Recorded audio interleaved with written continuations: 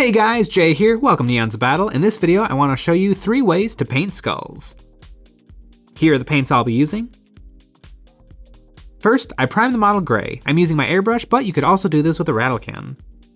For the first skull, I'm going as simple as possible. I'm base coating it with some Vallejo Bonewhite, and once that's dry, I gave it a wash with some Army Painter's Strong Tone, which is a brown wash. I allowed it to pool on the model, but I did wipe it off the top of the skull.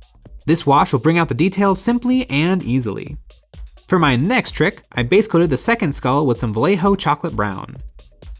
Then I broke out the dry brush, and I gave it a coat of Vallejo Beastly Brown.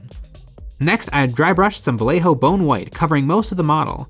The dry brush will catch on only the raised portions and leave my brown and dark brown in the recesses.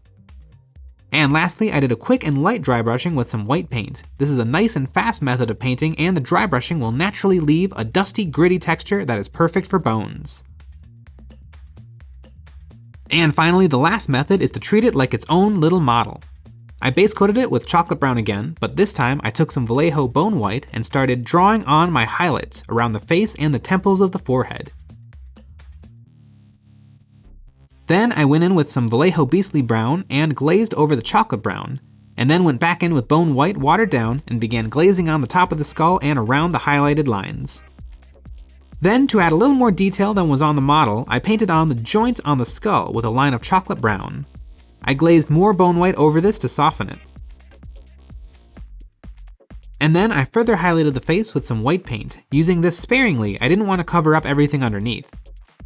I went back and forth with Bonewhite, glazing over any spots that needed some touch-ups. And I reinforced the joint with some small dots of chocolate brown.